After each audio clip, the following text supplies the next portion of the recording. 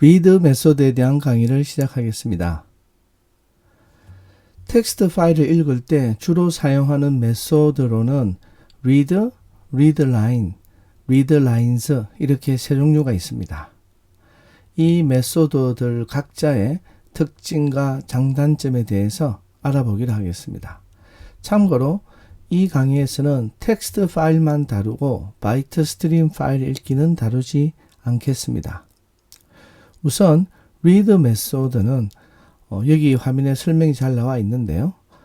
텍스트 파일의 모든 내용을 읽어서 하나의 문자열로 반환합니다. 그러니까 텍스트 파일이 아무리 크더라도 전체를 하나의 문자열로 처리를 해서 반환하는 메소드입니다. 물론 read 메소드의 전달인자 사이즈가 주어지면요. 최대 사이즈 크기의 문자까지만 읽어드립니다. 이처럼 전달인자를 지정하면 최대 전달인자 크기의 문자를 읽은 후에 하나의 문자열로 반환하는 메소드라고 보시면 되겠습니다. 읽어드리는 문자 안에 세 줄 바꾼 문자가 있다면요. 이것도 포함해서 읽어드립니다. 파일을 읽을 때마다 전달인자 사이즈가 지정되면 그 사이즈만큼 커서가 이동하는데요. 커서가 파일의 끝에 이제 도달하게 되면은 빈 문자열을 반환합니다. 그리고 만약 전달인자 사이즈가 음수이거나 지정하지 않으면요. 앞서 설명했듯이 전체를 아무리 사이즈가 크더라도 전체를 파일의 끝까지 한 번에 읽어서 하나의 문자열로 반환을 하는 메소드입니다. 이처럼요, read 메소드는 텍스트 파일의 모든 내용을 하나의 문자열로 반환하는데 예를 통해서 한번 보겠습니다. 여기 코드는 오픈 함수를 읽기 모드로 해서 고양의 본 파일을 연 후에 파일 전체를 read 메소드로 읽어드린 후 그 결과를 변수 데이터에 할당합니다. 고양의 봄.txt 파일은 우리가 앞서 파일 쓰기를 할 때 우리가 이미 만들었죠. 그래서 만약에 여러분이 이 파일이 없으면은 앞에서 우리가 했던 학습 내용을 따라서 고양의 봄 파일을 쓰든지 아니면 그 가사 내용을 어디서 가져와서 여러분이 메모장에서 직접 작성하셔도 되겠습니다.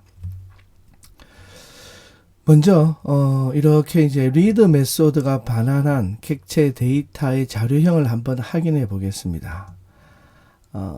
자료형을 이제 확인해 보니까요. 앞서 설명했듯이 read 메소드는 파일 객체를 이제 읽어드린 후에 파일의 내용을 문자열로 반환한다는 것을 확인할 수가 있습니다.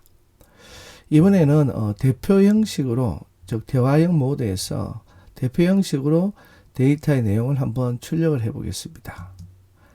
출력된 결과를 갖다가 이렇게 하나하나 자세히 살펴보면요. 앞서 이제 세 줄 바꾼 문자까지 포함해서 write 메소드로 쓴 내용을 그대로 출력하는 것을 알 수 있죠. 우리가 write 메소드를 사용할 때 이렇게 세 줄 바꾼 \n을 넣어서 이렇게 작성하지 않았습니까? 그죠? 그걸 그대로 이렇게 쓴 내용이 이렇게 출력되어 있다는 것을 알 수 있습니다. 마지막으로 이제 프린트 함수를 사용해서 텍스트 형식으로 출력을 한번 해보겠습니다. 이러면은 이제 사람이 읽기 편한 형식으로 파일의 내용이 출력되면 확인할 수가 있는데요.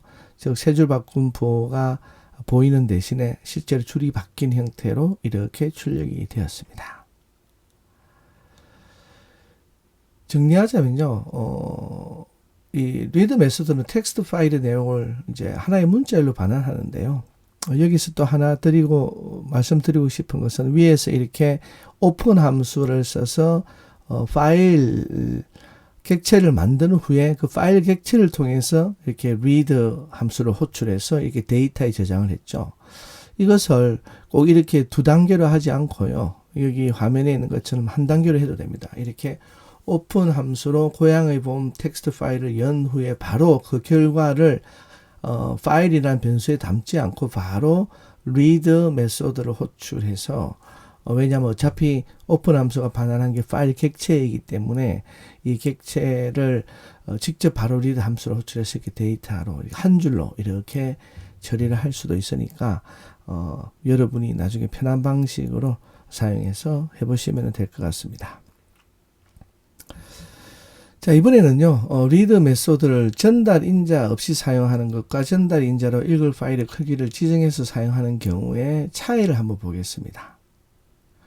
이 화면에 있는 예시 코드는요, 읽어드릴 파일 크기를 지정하지 않고 앞서 했던 것처럼 그냥 기본 값인 전체 파일 읽기를 해서 전달인지 아무런 값이 없죠.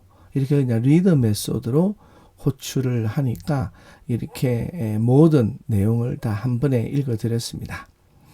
여기에다가 우리가 한 번 더 이렇게 리드 메소드를 호출해서 실행을 하면요, 우리가 파일 전체를 다 읽고 나면 어떻게 된다 했죠? 파일의 맨 끝에 커서가 가 있죠. 그래서 이미 파일의 끝에 가 있다. 즉 파일이 끝까지 읽었기 때문에 이제 커서에 더 이상 읽을 게 없다. 그래서 빈 문자열을 출력합니다. 즉 파일을 다 읽고 커서가 파일의 끝에 있기 때문에 end of 파일을 의미하는 빈 문자열을 반환한 겁니다. 이처럼 빈 문자열을 반환하면요, 해당 파일은 아예 처음부터 아무런 내용이 없는 빈 파일이든지 아니면은 파일을 다 읽고 파일의 맨 끝에 와 있기 때문에 더 이상 읽을 내용이 없다는 뜻입니다. 이번에는요, 리드 메소드에서 읽을 파일의 크기를 구로 해서 이렇게 호출을 한번 해보겠습니다. 그 결과요, 처음 9개의 문자만 이렇게 읽어봤습니다. 즉, 나의 띄우고 살던 띄우고 고향은 이렇게 해서 하나, 둘, 셋, 넷, 다섯, 여섯, 일곱, 여덟, 아홉 이렇게 해서 고향은까지만 읽었습니다. 이번에는요, 그 나머지 전체를 읽기 위해서 전달 인자에 아무런 값을 입력하지 않고 리드 메소드를 호출했습니다.